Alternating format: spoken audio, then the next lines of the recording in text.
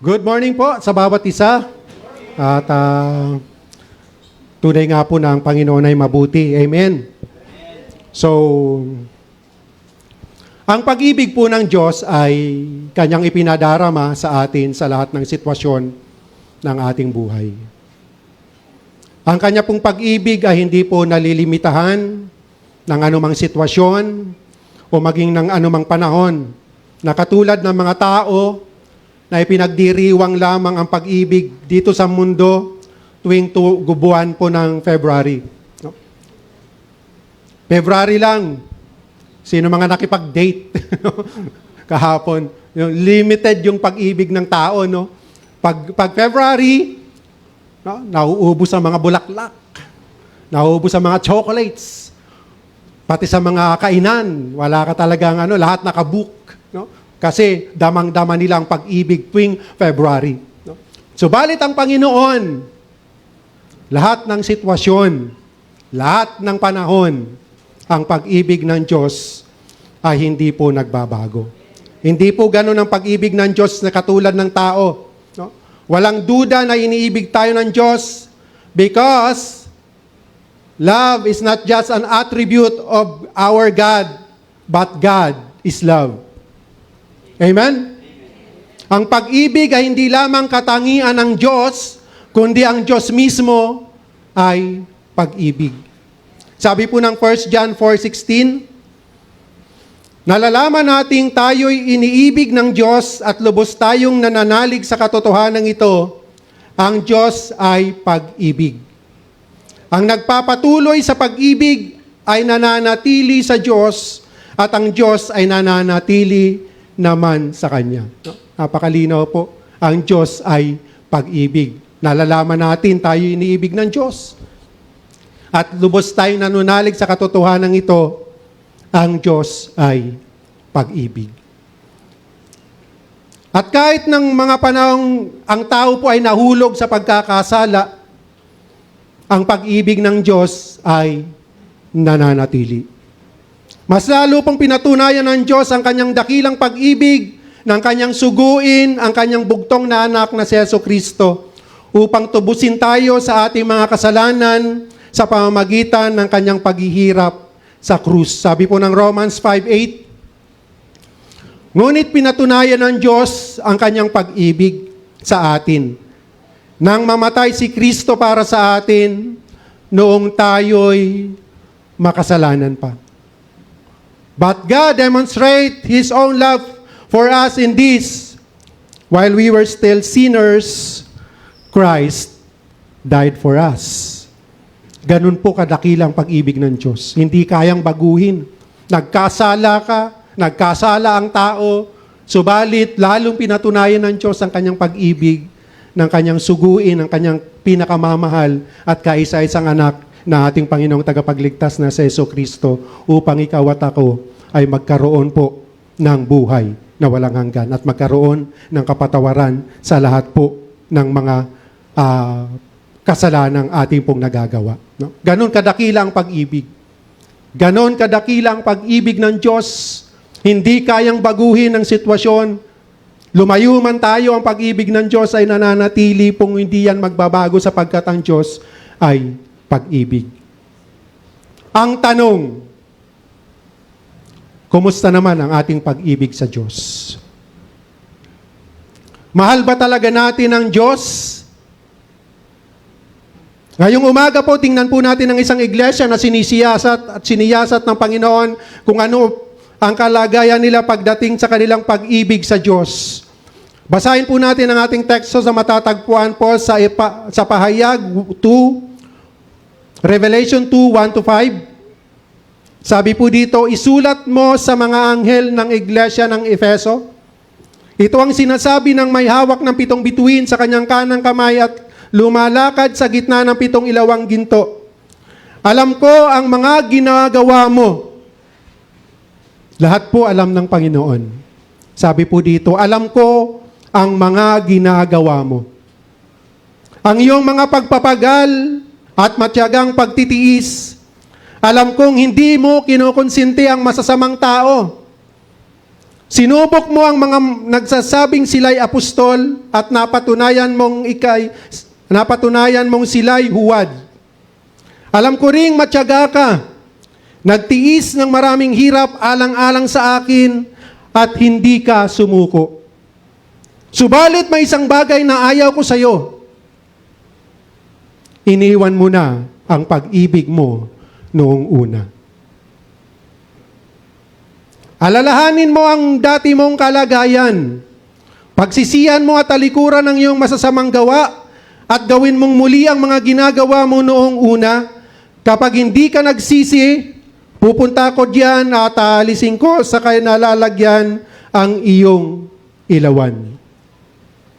Ang pag-aaralan po natin ngayong umaga na mensahe po ng Panginoon ay pinamagatan ko pong muling ibalik ang tamis ng unang pag-ibig. Parang kanta yun Si Pastor Olan kasi talaga talagang mga muling ibalik ang tamis ng unang pag-ibig. Parang may kanta yan, At habang pinag-aaralan po natin ito, siyasatin po natin ang ating mga sarili kung tayo ba ay nananatili sa ating unang pag-ibig na ating naranasan noong una nating makilala ang Panginoon. Ano ba ang mga palatandaan sa buhay ng isang mananampalataya na nawawala na ang kanyang unang pag-ibig sa Diyos? At habang pinag-aaralan po natin ito, let us analyze ourselves, nasaan ako sa kalagayang ito sa harapan ng Panginoon. Dito sa mga palatandaan, huwag tayong mahiya na aminin natin sa Panginoon, Lord, ako yan. Lord, hihingi natin ng kapatawaran sapagkat ang Diyos ay Diyos ng pag-ibig. Una po, dumadalo sa pananambahan o gumagawa sa mga gawain sa iglesia nang dahil sa nakasanayan na lang. At isinasaisip na ito ay isang obligasyon na dapat gawin. Tagalog na Tagalog yan.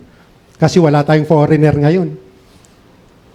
Gumagawa lang kami ng mga English, Pero pag tayo po naririto, para maunawaan ng bawat isa sa atin, kami po ni Pastor Olan, see to it na ginagamit natin yung ating national language. Dumadalo sa pananambahan o gumagawa sa gawain ng Panginoon sa mga iglesia dahil nakasanayan ng Sunday ngayon, wala naman akong gagawin, wala naman akong lalabhan, wala akong overtime, makapag-church nga. O sa mga nasa ministry, wala kasing gagawa nito. Inatang kasi ito sa akin ni Pastor. Wala nang gagawa, wala nang magpapaawit, wala nang tutugtog, wala. Obligasyon nang nasa isip. Kung tanging babalikan po natin yung verse 2 ng entry ng ating pong teksto, sabi diyan, alam ko ang mga ginagawa mo, ang iyong mga pagpapagal at matyagang pagtitiis. Alam kong hindi mo kinukonsinti ang masasamang tao. Sinubok mo ang mga nagsasabing sila'y apostol at napatunayan mong sila'y huwad. Alam ko ring matyaga kang nagtiis ng maraming hirap alang-alang sa akin at hindi ka sumuko. Alam ng Diyos lahat ng paghihirap natin. Alam ng Diyos lang lahat noon. Kaya lang mayroon siyang isang ipinaalala sa iglesia ng Efeso. Isa lang ang ayaw ko sa inyo. Ginagawa mong lahat yan. Alam ko lahat ang paghihirap mo, ginagawa mo mga pinagagawa sa iyo. Subalit, ginagawa mo yan nang walang pag-ibig. Iniwan mo na ang iyong unang pag-ibig. Noong nabubuhay pa po si Pastor Uno, lagi niya pong pinapaalala sa amin na hindi mahalaga sa Diyos kung paano kami nagsimula. Ang mahalaga sa Diyos ay kung papaano tatapusin ang takbuing ibinigay ng Diyos tungo sa hangganan. Tulad po ng halimbawang pinakita ni Apostol Pablo. Sabi po ng Filipos 3:12-14, hindi sa nakamtan ko na ang mga bagay na ito. Hindi rin sa ako'y ganap na. Ngunit sinisikap kong makamtan ang gantimpala sapagkat ito ang dahilan kung bakit ako tinawag ni Kristo Jesus. Mga kapatid, Hindi ko pinapalagay na nakamit ko na ito.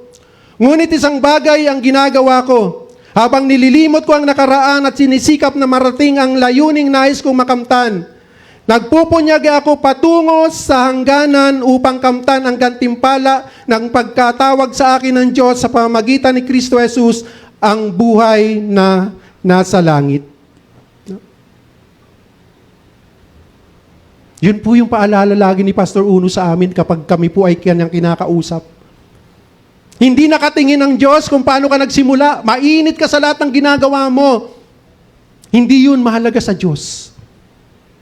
Ang mahalaga sa Diyos, nahulog ka man, nalaglag ka man, nadapa ka man, bumabangon ka, at patuloy kang nagpapatuloy sa Panginoon tungo sa hangganan, doon natutungo sa langit.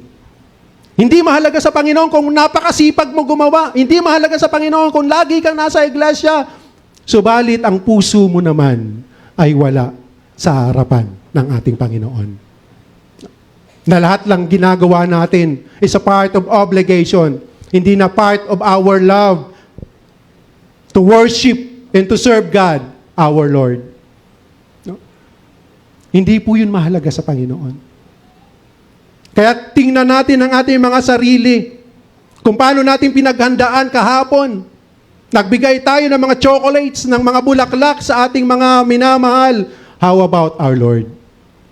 You still love the Lord your God. Bakit ka narito sa loob ng iglesia? Bakit ka nagmi-ministry sa loob ng iglesia? Dahil walang gagawa? Dahil free time natin, kaya tayo mag-worship sa Panginoon? O dahil tayo ay naririto upang ibalik natin ang pasasalamat sa ating Panginoon na unang nagmahal sa atin? No? Si Haring David po ay pinaalalahanan niya ang kanyang anak na si Solomon na paglingkuran ng Diyos ng buong puso. Sabi po ng Unang Kronika 28:9, at ikaw, Solomon, na anak ko, kilalanin mo at paglingkuran ng Diyos ng iyong ama na ang buong puso mo at isip. Dahil nakikita ng Panginoon ang bawat puso ng tao at nalalaman niya ang ating layunin at pag-iisip. Kung dudulog ka sa Kanya, tutulungan ka niya. Pero kung tatalikod ka sa Kanya, itatakwil ka niya magpakailanman. Ito po isang paalala ni Haring David sa kanyang anak. At ito rin po ang paalala sa atin ng Panginoon ngayong umaga. Kilalanin, paglingkuran ng Diyos Ama ng buong puso at pag-iisip dahil nakikita ng Panginoon ang bawat puso ng tao at nalalaman niya ang ating layunin at pag-iisip. Layunin, bakit ka ba naglilingkod sa Panginoon? Bakit ka ba nasa ministry na yan? Bakit ka ba nasa loob ng iglesyang ito? Alam ng Diyos ang ating puso. Lahat ng ginagawa natin, ang Diyos nakatingin sa ating puso, hindi sa ating galing, hindi sa anumang talino, talento na mayroon tayo, tinitingnan lagi ng Panginoon ay puso. Puso ang mahalaga sa Diyos. Nakikita, sabi dito, kung ano nilalaman ng ating puso, kung ano ang ating layunin sa ating ginagawa. Itong paalala ni Haring David kay Solomon, na tayo ba? Bakit tayo naririto? Anong layunin natin? Dahil mag-church ang mama at papa ko, kailangan ko sumama kasi walang maiiwan. Pag naiwan ako sa bahay, ako maglilinis, ako maglalaba, ako maghugas ng pinggan. No? Bakit ka nasa church? Siyasatin po natin ang ating mga sarili. Katulad ng sinabi ni Haring David sa kanyang anak, paglingkuran natin ang Diyos ng buong puso, sapagkat batid ng Diyos, nakikita ng Diyos kung ano ang laman ng ating puso. At alam ng Diyos, nababatid ng Diyos kung ano ang layunin at ng ating iniisip. Pangalawang palatandaan na nawawala na ang pag-ibig natin sa Panginoon Hindi na kinapapanabikan na makaniig ang presensya ng Diyos sa panalangin at pagbubulay ng kanyang salita. Sabi po diyan, subalit may isang bagay na ayaw ko sa iyo. Iniwan mo na ang pag-ibig mo noong una. Isa sa palatandaan na ikaw ay nalalayo sa Panginoon kapag hindi ka na nananalangin. Isa sa palatandaan na hindi ka na nalulog o hindi mo na ninanais ang presensya ng Panginoon kapag ang Biblia mo nakataklop na. Ngayon nga, ang bilis na mag-search, di ba? Mayroon na online. May Bible na sa mga cellphone. Pero ang katotohanan, hindi na natin kinapapanabikan yung pagbabasa at pananalangin. Hindi katulad nung ating makilala ang Panginoon. Unang-una, gusto natin lagi na makita at maunawaan ano ba ang Panginoon, sino ba Panginoon.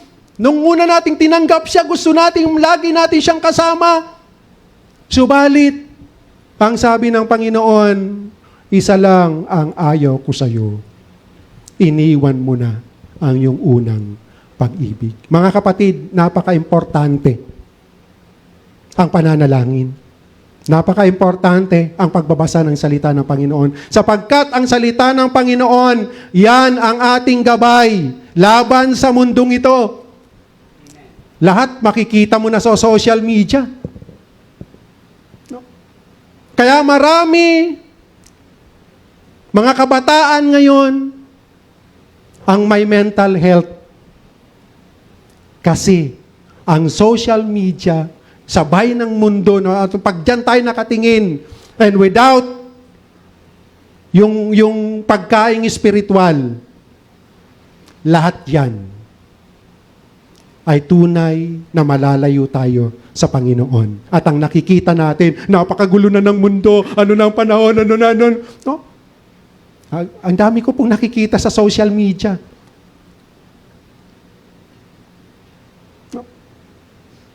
Nakikisali sa pakikipagbalay-taktakan sa politika. Pero rebelde sa mga magulang. Bakit? Christian na yung mga yun. Pero kasi makikita natin dito, yung kawalan ng pagbabalik loob sa Panginoon, yung kawalan ng pananalangin, yung kawalan ng pag-aaral ng salita ng Panginoon. Hello, church. Kailan nyo huling kinausap ang Panginoon? Kailan nyo huling binuksan ang inyong Biblia? Kailan ba? Napaka-importante po, pagising sa umaga, tayo rin nananalangin.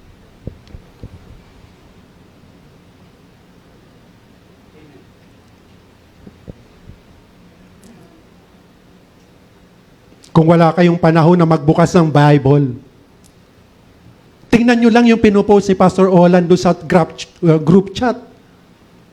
Basahin yung Word of God doon na isinishare ni Pastor Olan araw-araw, early in the morning. Makikita nyo po doon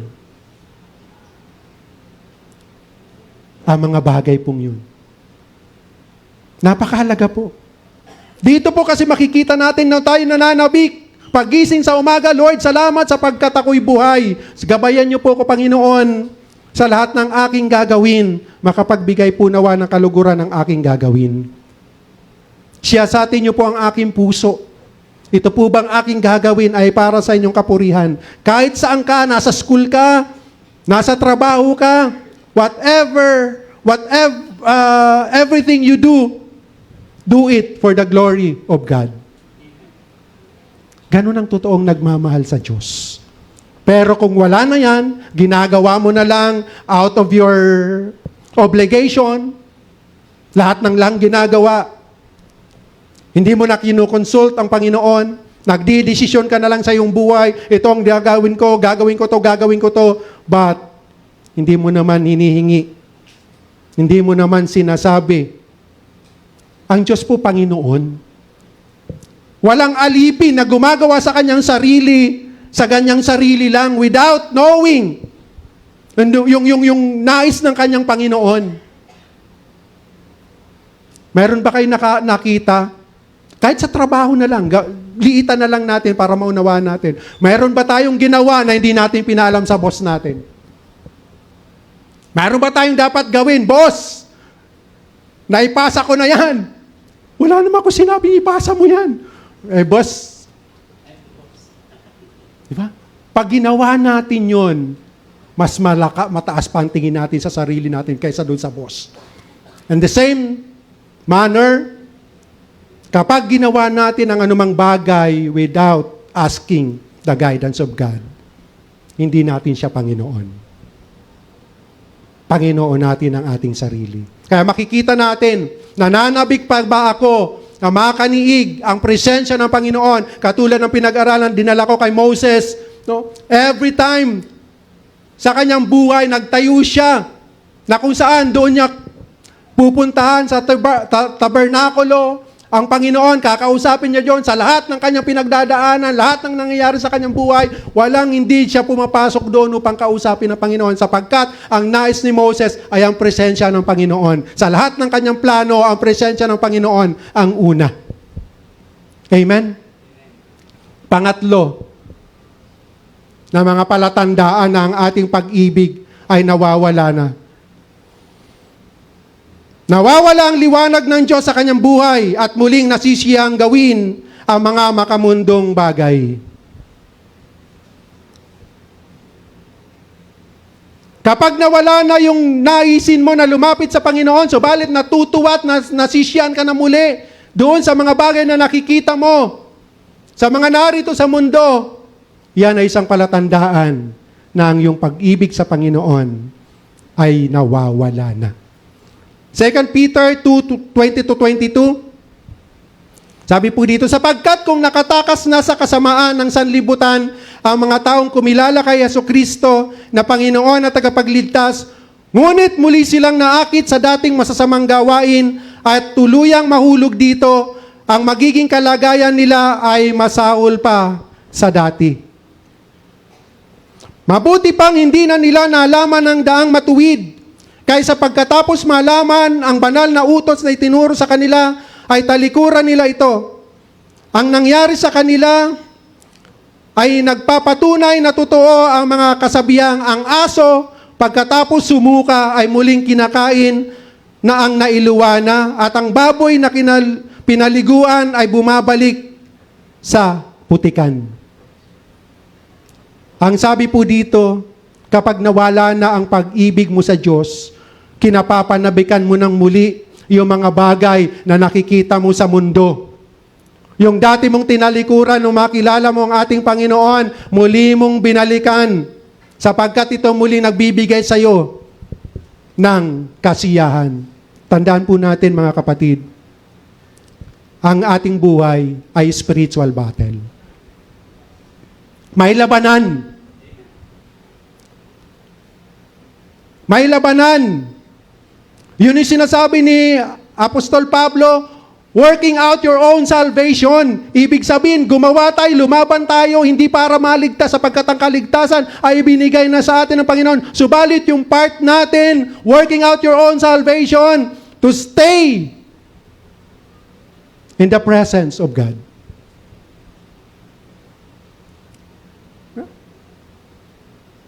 In the presence of God.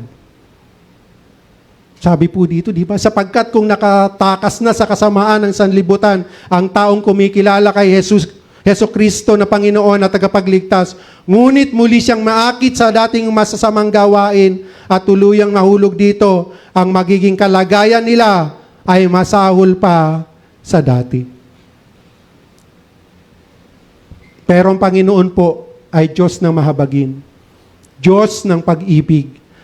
Lahat kung tayo nalalaglag sa pagkakasala, nahuhulog tayo sa anumang mga bagay dito sa mundo, huwag nating hintayin na tayo po ay mawala ng hininga bago natin maalala ang lahat ng ito. Habang tayo nabubuhay, confess your sin unto God. And He is faithful and just to forgive us and cleanse us from all unrighteousness. Amen? Sabi po ng Kawikaan 4:18-19, ngunit ang daan ng matuwid parang bukang liwayway.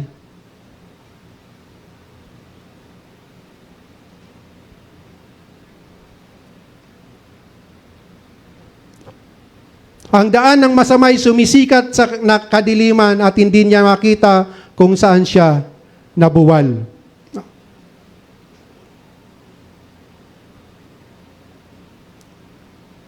Hindi pa po pala yun. Pangatlo po pala. Ay, tama. Nalito na rin. Tama po.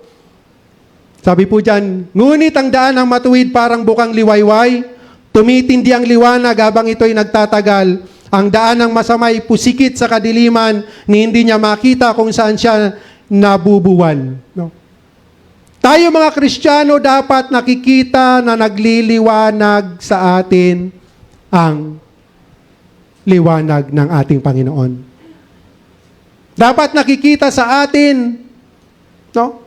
Yung liwanag na yon at hindi tayo nasisiyang muli doon sa mga bagay na makamundo sapagkat tayo mismo ay dapat yung ating buhay kapag tayo patuloy na naglilingkod sa Panginoon, nakikita ng tao yung ating mga buhay na binago ng Diyos. Sabi po dito, ang daan ng matuwid, parang bukang liwayway.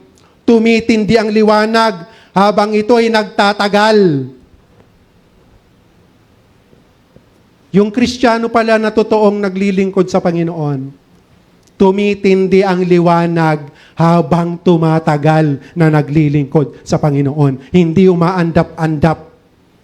Subalit kapag tinalikuran natin ang unang pag-ibig natin sa Panginoon, aandap-andap yung ilaw na yan. At tuluyang mawawala.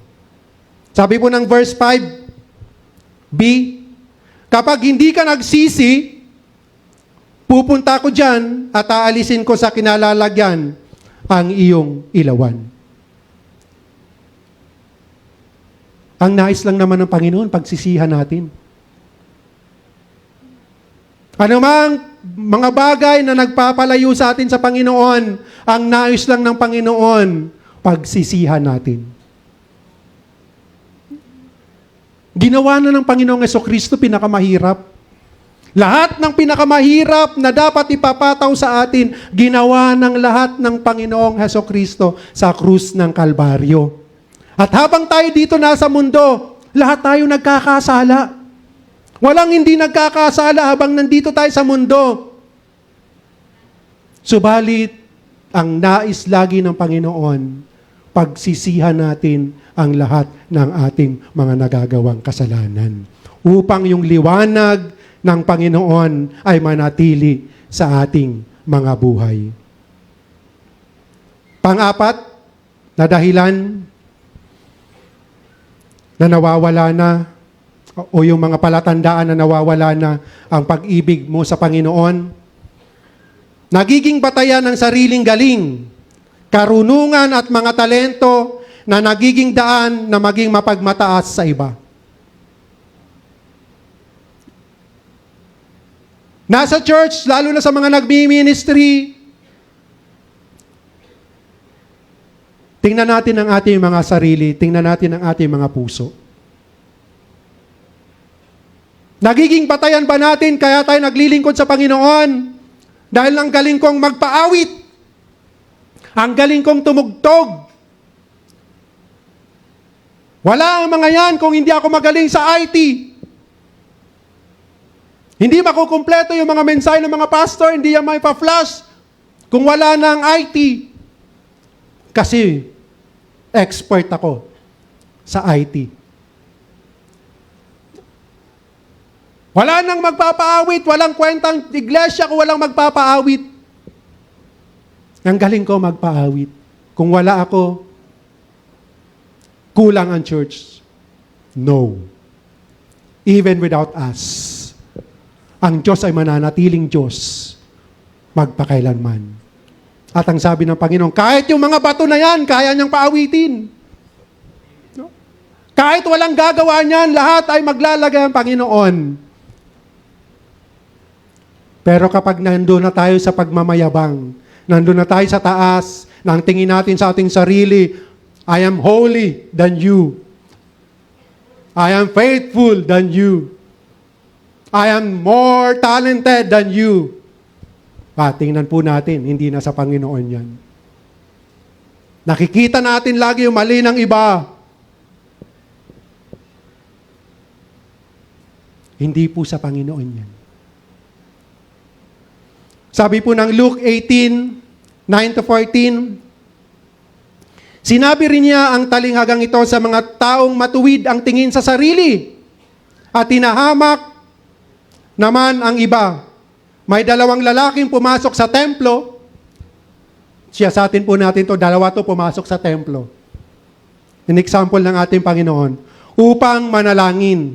Ang isa ay pariseo at ang isa ay maniningil ng buwis. No? Kung titingnan natin, pareho lang sila makasalanan. Yung pariseo at yung maniningil ng buwis during the time of Jesus Christ, sa mata ng Panginoon, sa mata ng Diyos, kasalanan yung kanilang ginagawa. Subalit, ganito yung pagkakaiba na in-example ng Panginoon. Tumayo ang pariseo at nanalangin ng ganito, O Diyos, nagpapasalamat ako sa iyo sapagkat hindi ako katulad ng iba na mga magnanakaw, mandaraya, mga ngalunya, o kaya'y katulad ng maniningil ng buwis na ito. 2 beses akong nag-aayuno sa isang linggo at nagbibigay rin ako ng 10 bahagi mula sa lahat ng aking kinita. Samantala, ang maniningil ng buwis na may nakatayo sa malayo at di man lamang makatingin sa langit, dinadagukan niya ang kanyang dibdib at sinasabi, O Diyos, mahabag po kayo sa akin na isang makasalanan.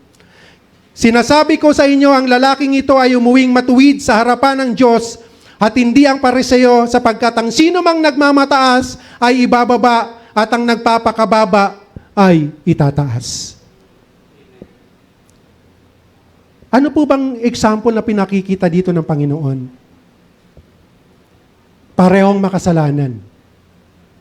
Isang pariseo, isang maniningil ng buwis.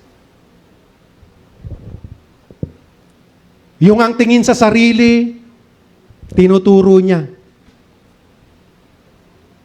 Yung maniningil ng buwis, Panginoon, buti hindi ako katulad niya. Buti, Panginoon, hindi ako katulad ng iba. But take note of this, my brothers and sisters in Christ. Lahat tayo makasalanan sa harapan ng Diyos. At tingnan niyo po kung papaano ang kapatawaran ng Diyos. Pareho sila makasalanan. Yung maniningil ng buwis, anong ginawa? Totoong nagsisi. Totoong inamin sa harapan ng Diyos ang kasalanan na kanyang ginawa. Panginoon, makasalanan ako. Makasalanan ako. Yun lang naman ang nais ng Diyos. Lahat tayo makasalanan. Walang nakakaangat sa atin sa iglesyang ito. Kahit gaano kapagaling ang iyong talento, kahit gaano pa ang mga ginagampanan mo sa church, sa harapan ng Diyos, lahat ng tao ay nagkasala. Subalit sa pamamagitan lamang ng Panginoong Jesucristo, tayo nakalalapit at nakagagawa ng mga bagay na pinagagawa sa atin ng Panginoon. At kapag tayo ay nagkakasala, isa lang ang nais ng Diyos. Pagsisihan natin ng buong puso, ng totoong pagsisisi, ng walang pagtuturo. Ng walang pagtuturo ng iba. Pag lumapit tayo sa Panginoon, yung ating sarili, wag nating sabihin yung iba. Sapagkat sa harapan ng Diyos, ikaw at ako, lahat tayo makasalanan. Subalit, lahat ng yan ay napapawi sa totoong paglapit natin sa Panginoon at paghingi ng kanyang kapatawaran. Sabi dito, di ba? ang lalaking umuwing matuwid sa harapan ng Diyos. Hindi ang Pariseo, sapagkat ang sino mang nagmamataas ay bababa at ang nagpapakababa ay itataas ng Diyos. Ang nagpapakababa sa harapan ng Diyos, ang kanyang nililinis.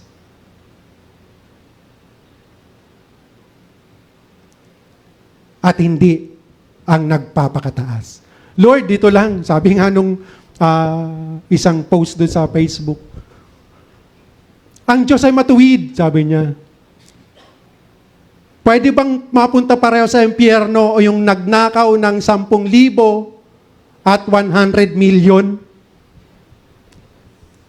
Kaya may purgatorio, sabi. Yung 10,000, lilinisin sa purgatorio. At yung 1,000,000, sa impyerno yun. Kasi just ang Panginoon. Sinagot ko po yun. Hindi tumitingin ang Diyos sa kasalanan, sa laki o liit. Hindi pa niya ginagawa ang mga bagay na yun. Hindi pa siya nagnanakaw. Lahat ng tao sa paningin ng Diyos ay makasalanan. Nung magkasala si Eva at Adan, pumasok ang kasalanan sa bawat isa sa atin at tayong lahat ay makasalanan sa tingin ng Diyos. Hindi dahil sa nagnakaw ka ng 10,000, 1,000,000 o 100 million sa harapan ng Diyos, hindi yun ang tinitingnan. Ang tinitingnan ng Diyos ay kasalanan, pantay-pantay sa Kanya. Kahit anong uri ng kasalanan yan, kaya hindi tayo pwedeng magturo. Panginoon, nangupit lang naman ako ng 100 pesos sa bulsa ng nanay ko. Eh, yung mga politiko nga, baso-basurang inahatid. Hindi ganun. Hindi ganun. Sa harapan ng Diyos, parehong kasalanan yun. At hindi titimbangin ng Diyos, ito 100 pesos na kinupit mo. Hindi ganun. Lahat nga tayo papunta ron eh. Papunta tayo sa impyerno. Dahil sa kasalanan na pumasok sa sanlibutan, lahat tayo ay tinuring na marumi. Subalit, ang kapatawaran ng Diyos ay sa pamamagitan ng Panginoong Hesukristo. Walang purgatoryong lilinisin ka. Nilinis na ni Kristo sa krus. Nung bumuhos ang dugo ng Panginoong Hesukristo sa krus ng Kalbaryo, yun ang kalinisan ng ating mga kasalanan. Ang gagawin na lamang panampalatayanan ang ginawang ito ng Panginoong Hesukristo. Para tayo mga pulubi. No? Isang Diyos na banal. Tayo'y mga makasalanan. Lahat ng yan, nakakalapit lamang tayo sa habag at biyaya ng Diyos. Isang totoong pagbabalik loob at pagpapakumbaba at paghihingi ng kapatawaran sa ating Panginoon. Philippians 2:3-4. Huwag kayong gumawa ng anuman dahil sa pansariling layunin o pagyayabang. Sa halip bilang tanda ng pagpapakumbaba, ituring ninyong higit ang iba kaysa inyong mga sarili. Pagmalasikitan ninyo ang kapakanan ng iba at hindi lamang ang inyong sarili. Lahat po tayo dito, magkakapatid, we are family in the presence of God. Ano mang pinagdadaanan ng bawat isa, magkaroon po tayo ng concern. May nahulog man sa pagkakasala, don't judge. Only God can judge. Only God. Ano mang uri ng kasalanan na tinalikuran at sinuko sa Panginoon, totoong pagsuko, nakakamtin ng sino man tao ang nagkasala ng kapatawaran ng Panginoon. Sapagkat ikaw at ako, parehong makasalanan sa Panginoon. Kaya pag tayo lumapit tayo sa ating sarili at tingnan natin ang ating sarili. Pag malasakitan natin ang kapakanan ng iba, hindi lamang ang ating sarili. Amen? 1 Corinthians 16:14, at lahat ng ginagawa ninyo ay gawin ninyo ng may pagmamahal. May pagmamahal. Kung itinutuwid natin ang isang kapatid natin, see to it na makikita dito ang padakilang pag-ibig ng Diyos. Tinutuwid natin sila sapagkat nais nating sila'y manumbalik sa Panginoon, gawin natin ito ng may pag-ibig. Amen? Paano mapapanumbalik ang dating pag-ibig natin sa Diyos tulad noong una? Una, alalahanin ang dating kalagayan. Sabi po sa ating teksto, alalahanin mo ang dati mong kalagayan. Mga kapatid, kapag tayo'y napapalayo sa Panginoon, kapag nararamdaman natin ang layunan ng ating puso sa Panginoon, ang sabi ng Panginoon, alalahanin mo ang dati mong kalagayan. Ano ba tayo bago natin nakilala ang Panginoon? Anong uri ng buhay mayroon tayo nung hindi pa natin nakikilala at nang makilala natin ang Panginoon? Ano yung pagbabagong ginawa niya sa atin? Balikan natin upang makita natin sa ating buhay ang kabutihan at pag-ibig ng Diyos sa ating mga buhay. Alalahanin mo ang dati mong kalagayan.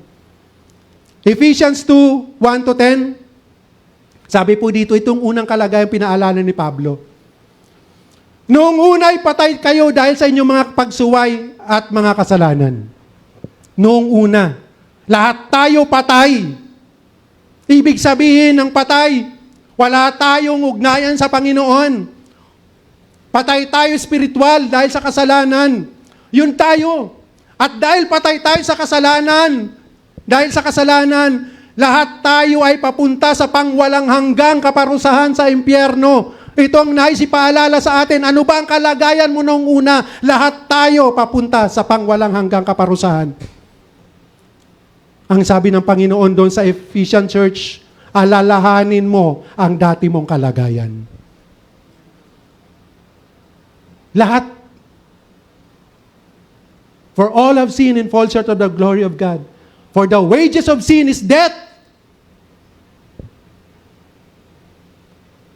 Subalit ang sabi dito, kapag nalalayo ka, ang unang dapat mong gawin, alalahanin mo, ano ba ang dati kong kalagayan sa Panginoon?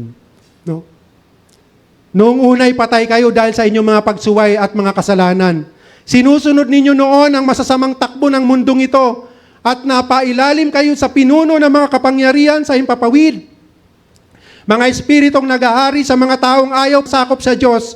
Ang totoo, tayong lahat ay dati ring namumuhay ayon sa pagnanasa ng ating laman at sumusunod sa mga hilig ng katawan at pag-iisip. Kaya't sa ating likas na kalagayan, kabilang tayo sa mga taong kinapupuutan ng Diyos. Biruin niyo po yan. Tayong lahat, sabi dito ni Pablo, kabilang sa kinapupuutan ng Diyos. Ipinaalala ni Apostol Pablo sa mga taga-Efeso. Ano ka ba dati? Tayong lahat, kasama ako doon, sabi ni Pablo. Tayong lahat din dito sa church, kasama kaming lahat. Kasama tayo.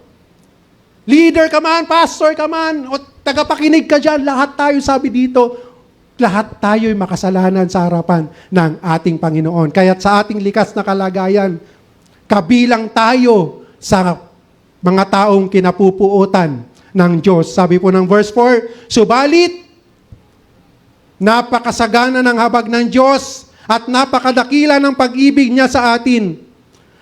Tayo'y binuhay niyang kasama ni Kristo noong tayo'y mga patay pa dahil sa ating pagsuway. Naligtas nga tayo dahil sa kanyang kagandahang loob. Dahil sa ating pakikipag-isa kay Kristo Jesus, tayo'y muling binuhay na kasama niya upang mamuno kasama niya sa kalangitan. Ginawa niya ito upang sa darating na mga panahon ay maipakita niya ang di masukat na kasaganaan ng kanyang kagandahang loob sa kabutihan niya sa atin sa pamamagitan ni Kristo Jesus.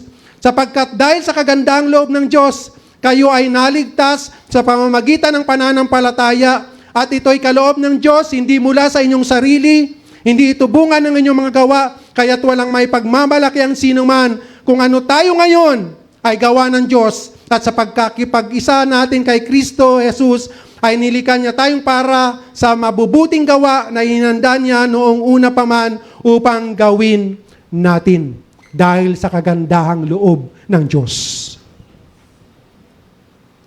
Only by the grace of God. Kayang sabi ng Panginoon sa Ephesian Church, alalahanin mo kung sino ka noong una. Church, 2026, alalahanin natin ngayon sa ating mga sarili. kumusta ba ako sa Panginoon? Naroon pa ba ang aking pag-ibig sa Diyos? Isaiah 53, 5-6. Sabi po dito kung gaano tayo kamahal ng Diyos. Ito yung kalagayan natin noong una. Ngunit, dahil sa ating mga kasalanan, kaya siya nasugatan. Siya ay binugbog dahil sa ating kasamaan. Tayo ay gumaling dahil sa paghihirap na dinanas niya at sa mga ampas na kanyang tinanggap. Ito tayo dati, tayong lahat ay tulad ng mga tupang naliligaw. Nagkanya-kanya tayo ng lakad. Ngunit, ipinataw ni Yahweh sa kanya ang kaparusahang tayo ang dapat tumanggap. Mga kapatid, nakikita niyo po ba ang kabutihan ng Diyos? Dahil sa ating kasalanan, tinanggap lahat yun ng Panginoon. Itong sinasabi, alalahanin mo sino ka noon. Alalahanin mo kung ano ang kalagayan mo noon. Upang mapanumbalik ang pag-ibig ng Diyos na nararamdaman mo ngayon, dapat balikan mo kung ano ka noon. Lord, sa iyong kahabagan lamang ako nakatatayo. Sa iyong kahabagan lamang kaya ako nagkaroon ng kapatawaran sa aking kasalanan. Balikan po natin yun upang makita natin kung gaano kabuti ang Diyos sa bawat isa sa atin. 1 Samuel 12:24. Subalit matakot kayo kay Yahweh. Manatili kayong tapat sa Kanya. Paglingkuran ninyo siya ng buong puso at lagi ninyong alalahanin ang mga mabubuting ginawa niya sa inyo. Alalahanin din natin, hindi lamang yung ating kalagayan, alalahanin natin yung kabutihan ng Panginoon, yung mga ginawa niya sa atin. Gaano ba kabuti ang Diyos? Nung lugmok na lugmok ka, paano ka ba hinango ng Diyos sa kalugmukan na yan at ipinadama sa iyo ang pag-ibig ng Diyos? Nung ang dami mong pinagdadaanan, nung makilala mong Panginoon, lahat ng yan, ni-restore ka ng Panginoon. Kaya sabi po dito ni Samuel, no, alalahanin ninyo ang kabutihang ginawa sa inyo ng Diyos. Hindi lamang yung ating kalagayan, kundi kung papaano tayo inabot ng Diyos. Patungo na tayo roon. Pero dahil sa dakilang pag-ibig ng Diyos, biruin mo isang Diyos, nagkatawang tao, nag-anyong alipin upang ikaw at ako ay bigyan ng kaligtasan. Ganon kabuti ang Diyos. Ganon kabuti ang Diyos. Kaya para mapanumbalik po natin ang unang step dapat natin gawin, paano natin mapapanumbalik ang ating dating pag-ibig, alalahanin natin ang ating kalagayan sa Diyos. Pangalawa, pagsisihan at talikuran ang mga kasalanan at manumbalik sa Diyos. Sabi ng verse 5 ng ating teksto, pagsisihan mo at talikuran ang iyong masasamang gawa. Walang maililingid sa Diyos. Lahat ay hayag sa Diyos. Ang nais lamang ng Diyos, pagsisihan, talikuran ang masasamang ating ginawa. Lahat ng kahihiyan ginawa na at tinanggap na ni Kristo lahat sa krus. Tayo ay malaya makalapit sa Panginoon. Sabihin sa Kanya ang lahat ng ating mga kasalanan at pagsisihan at talikuran ang lahat ng ito. Ang pinakaunang dahilan talaga kung bakit nawawala ang ating unang pag-ibig sa Diyos ay muli tayong nanabik na gawin ang mga makamundong bagay na siyang naglalayo sa atin sa Diyos. Kasalanan po ang naglalayo sa atin sa pag-ibig. Dahil natuwa uli tayo, kinapanabikan uli natin ang mga bagay na nasa mundo. Sabi po ng Isaiah 59:2, ang inyong mga kasalanan ang siyang naglayo sa inyo sa Diyos. At iyon ang dahilan kung bakit niya kayo tinalikuran at ayaw nang makinig sa inyong mga dalangin. Ang inyong kasalanan, kapag hindi tinatalikuran, kahit manalangin tayo, hindi tayo pakikinggan ng Diyos sapagkat ang umaharang sa holiness ng Panginoon at sa tao ay kasalanan. No? Ang inyong kasalanan ang siyang naglayo sa inyo sa Diyos. At ang sabi ng Panginoon, pagsisihan mo at talikuran ang iyong masasamang gawa. Sinabi niya to sa isang iglesia sa Ephesian Church na napakasipag. Tiningnan niya, no? Alam ko ang inyong pagtitiis. Alam ko kung kaano kayo nagtitiis. Alam ko kung paano nyo sinusuri. Nalaman nyo na sila ay mga peking apostol. Subalit, isa lang ang ayaw ko sa inyo. Nawala na ang inyong unang pag-ibig. At ang sabi dito sa verse 5, pagsisihan mo at talikuran ang iyong masasamang gawa. Napakasipag ng church na yun. Napatid lahat ng Panginoon. Pero lahat ng kasipagan na yun, baliwala sa Panginoon. Kasi ginagawa nila yon na wala yung kanilang puso. At sila ay patuloy na gumagawa ng kasamaan. Kaya ang sabi ng Panginoon, after alalahanin ng dating kalagayan, pangalawang sinabi dito ng Panginoon, pagsisihan mo at talikuran ang iyong masasamang gawa. No? Jeremiah 3:22, kayong mga naliligaw kong anak, manumbalik kayo sa akin at itutuwid ko ang inyong kataksilan. Opo, kami po ay lalapit sa inyo sapagkat kayo ang Panginoon naming Diyos. Biruin niyo po kung gaano kabuti ang Diyos. Paanyaya niya. Kayong mga naliligaw kong anak, manumbali kayo sa akin at itutuwid ko ang inyong kataksilan. Yung bayang Israel po kasi, yung mga iba dito sumasamba sa mga Diyos-Diyosan, tinalikuran nilang kabutihan ng Panginoon. Subalit, sa kabila noon ay pinaparanas ng Diyos ang kanyang kabutihan, ang kanyang paanyaya. Kayong mga naliligaw kong anak, manumbali kayo sa akin at itutuwid ko ang inyong kataksilan. Hindi natin kailanman maitutuwid ang ating mga kasalanan sa ating mga sarili. Ang nais ng Diyos, lumapit tayo ng may kababaang loob. Aminin natin sa harapan ng Diyos ang ating mga kasalanan at itutuwid niya tayo sa lahat ng ating kataksilan. Naniniwala po ba kayo doon? Amen. Amen. Kung nahihiya kayo sa mga pastor nyo, kahit din nyo nasabihin sa mga pastor nyo, mga pinagdadaang mga kasalanan nyo, the Lord is asking you to come to me. Lumapit kayo sa akin at patatawarin ko kayo. Kami mga pastor, wala naman kami kapangyarihan magpatawad.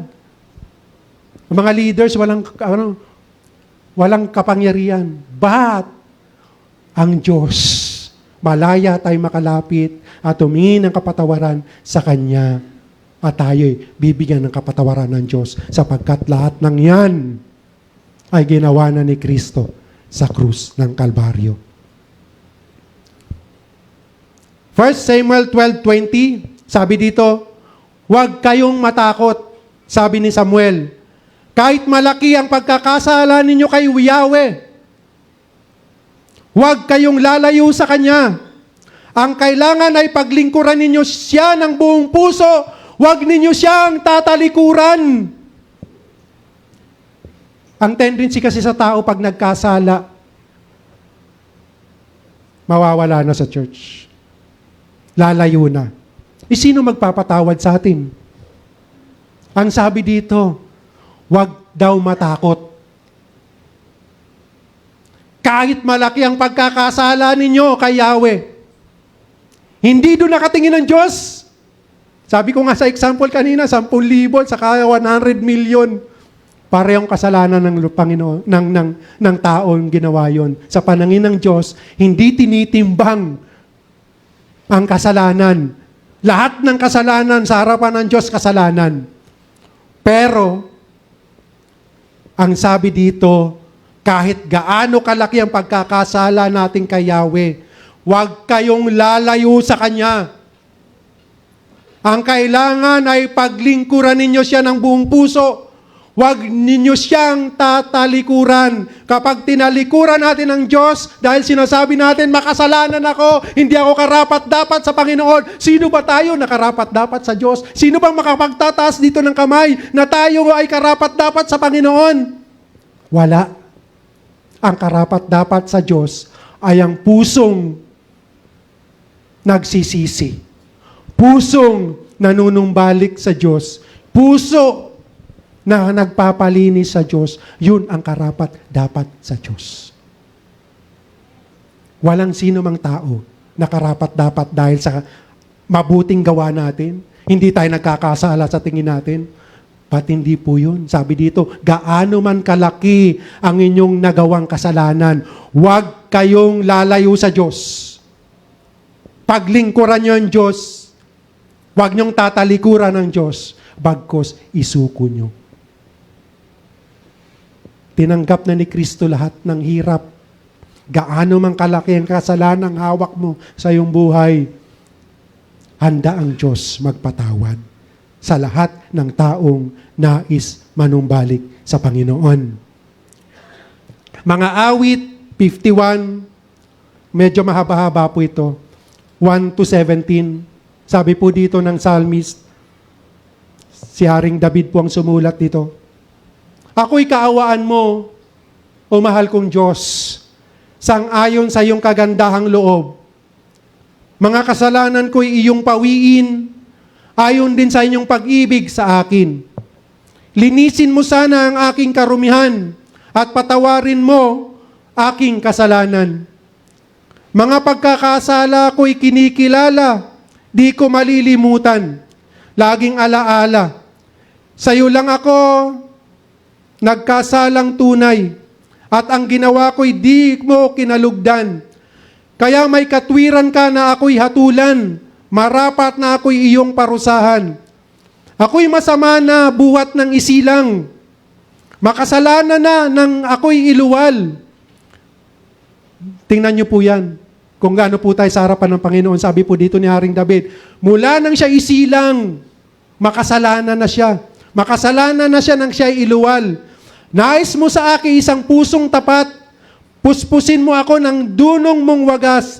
Ako ay linisin, sala ako'y hugasan, at ako'y puputi ng lubos-lubusan. Sa galak at tuwa, ako ay puspusin.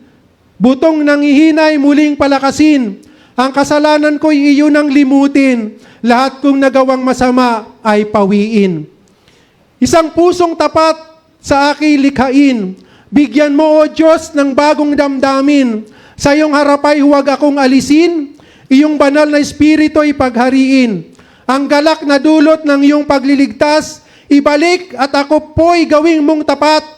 Kung magkagayon na aking tuturuang sa iyo'y lumapit ang makasalanan, ingatan mo ako, tagapagligtas ko, at aking ihahayag ang pagliligtas mo. Tulungan mo akong makapagsalita at pupurihin ka sa gitna ng madla. Hindi mo na nais ang mga handog, di ka nalulugod sa haing sinunog. Ang handog ko, O Diyos, na karapat-dapat ay ang pagpakumbabat pusong mapagtapat. Sinulat po ito ni Haring David nang siya po ay magkasala nang kanya pong kunin si Bathsheba. At ganawang asawa rin. Pangalawa, hindi po nalugod doon ng Panginoon. Subalit, nakita po ni Haring David yung kanyang ginawa. At ang sabi doon, restore unto me the joy of my salvation and renew right spirit within me. Lord, nagpapakababa ako sa inyong harapan. Huwag niyo pong alisin sa akin ang aking kaligtasan. Inaamin ko po ang aking mga nagawang kasalanan. Hindi niyo po nais ang mga handog. Ang nais niyo ay pusong napakumbaba sa inyo. Yun po ang nais ng Diyos. Mga kapatid,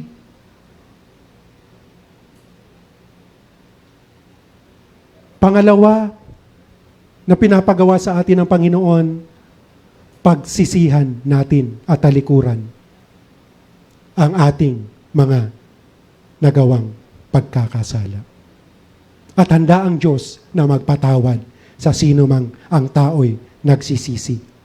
Pangatlo, na pinagagawa sa atin upang muli nating maranasan ang pag-ibig ng Panginoon, gawin muli ang mga ginagawa mo nung una mong makilala si Kristo. Sabi po ng verse 5c, at gawin mong muli ang mga ginagawa mo nung una. Mga ginagawa, hindi ang kasalanan. Yung mga ginagawa mo nang makilala mo si Kristo sa iyong buhay. Ano ba mga ginagawa mo? Lord, kinapapanabagan kitang purihin ka. Kinapapanabagan kong pag-aralan ng iyong salita. Kinapapanabagan kong manalangin sa iyo araw-araw. Yun po yung sinasabi ng Panginoon, gawin mong muli ang ginagawa mong una. Kapag po may nagpapa-counsel sa mga pastor, ang unang tinatanong lagi, kumusta ang iyong devotion life? Hindi na po ako nakakapagbasa, pastor. Ang sabi ng Panginoon dito, gawin mong muli. Gawin mong muli yung mga una mong ginagawa nang makilala mo si Kristo. Di ba? Noon kami, halos dito na kami tumira sa church. Nung bago kami mga Christian, ang dami namin mga tanong.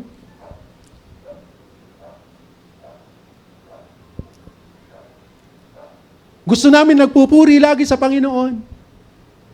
How about us this morning? Gawin mong muli ang mga ginagawa mo nung una. Katulad po ni Haring David, sa lahat ng sitwasyon ng kanyang buhay, nagkasala man siya, nakaranas man siya ng mga hirap sa buhay, naroon ang kanyang kapanabikan na laging maranasan ang presensya ng Diyos. Sabi po ng mga awit 63:1-8 na kanina, inano na to ni Joshua, nung nagpapaawit siya. Mga awit 63:1-8, O Diyos, Ikaw ang aking Diyos na lagi kong hinahanap. Ang uhaw kong kaluluwa'y tanging Ikaw nga ang hangad. Para kung tuyong lupa, na tubig ang siyang lunas. Hayaan mong sa sanktuaryo ika'y aking mapagmasdan, at ang likas mong kaluwalhatian at kapangyarihan. Ang wagas na pag-ibig mo'y mainam pa kaysa buhay. Kaya pupurihin kita, O Diyos, at pararangalan. Ang wagas mong pag-ibig mainam pa daw kaysa sa buhay. No? Habang ako'y nabubuhay, ako'y magpapasalamat, at ako'y dadalangin na kamay ko'y nakataas.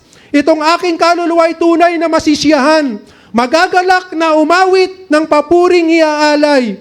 Laman ka ng gunita ko sa samahang, gunita ko sa samantalang na hihimlay, magdamag na ang palaging iniisip ko ay ikaw. Ikaw ang sa akin tumutulong sa tuwina, kaya't sa iyong pagkupkop, ligaya ko't awitan ka. Itong aking kaluluwa'y sa iyo lang nananalig, kaligtasan ko'y tiyak dahil sa iyo'y nakasalig. Tingnan niyo po yung puso ni Haring David.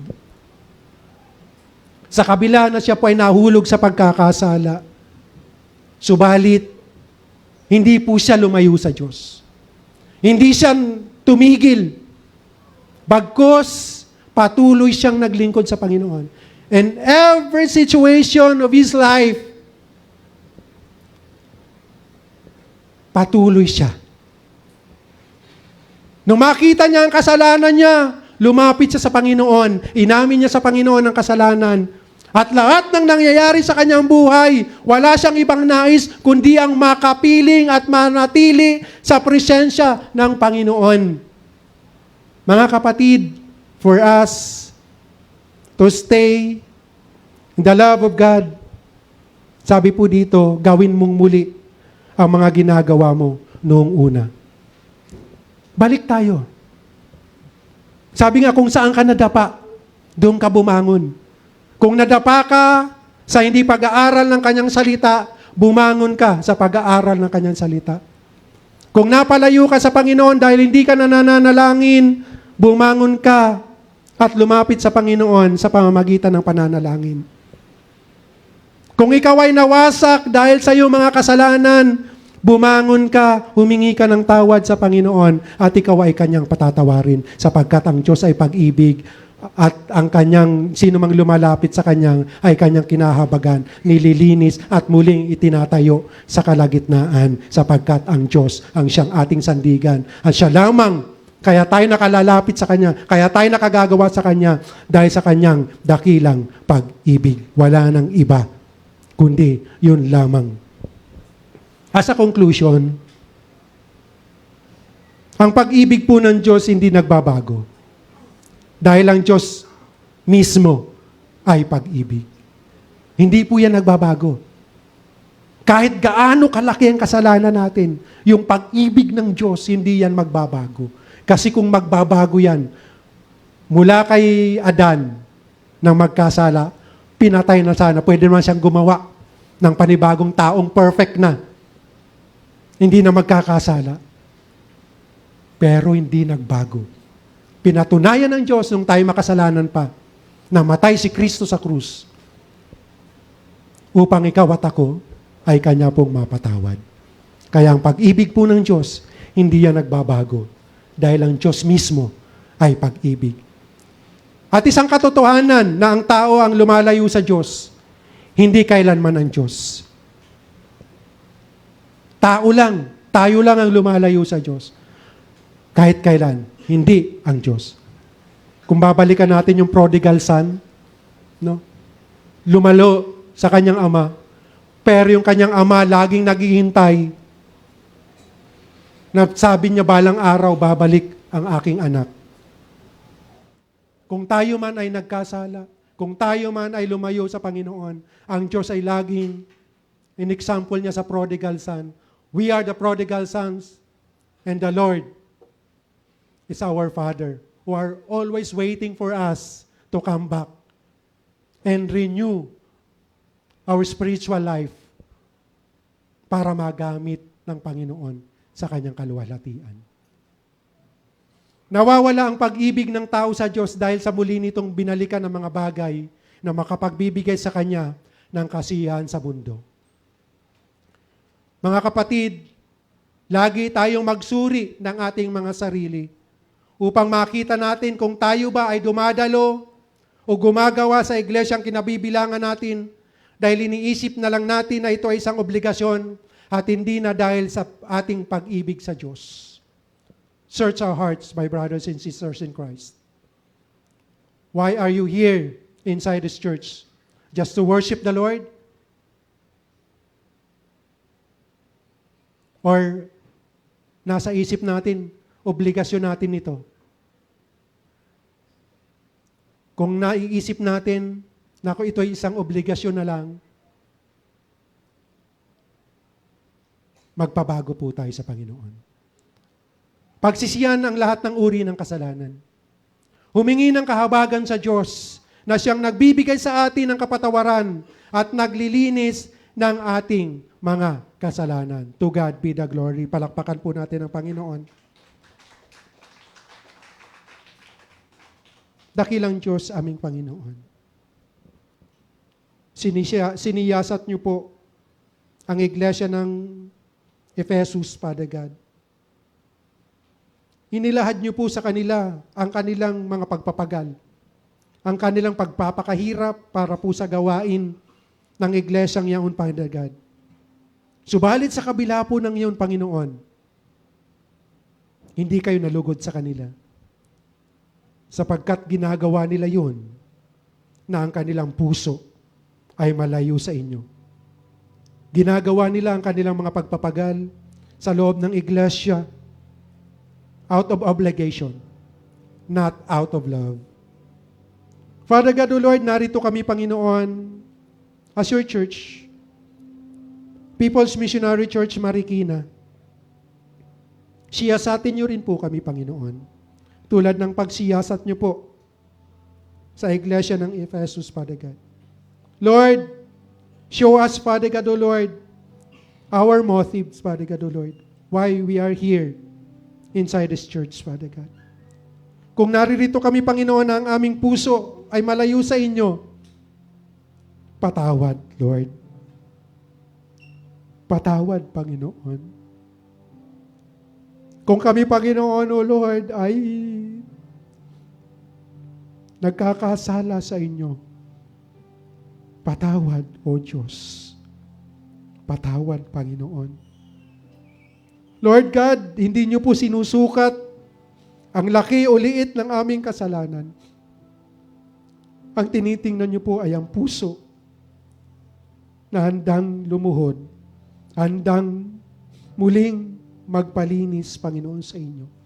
Salamat, Lord, sa iyong dakilang pag-ibig. Salamat sa ginawa ng Panginoong Hesukristo sa krus ng Kalbaryo. Hindi niyo na kami, Panginoon, binilang sa bigat ng aming kasalanan, Lord.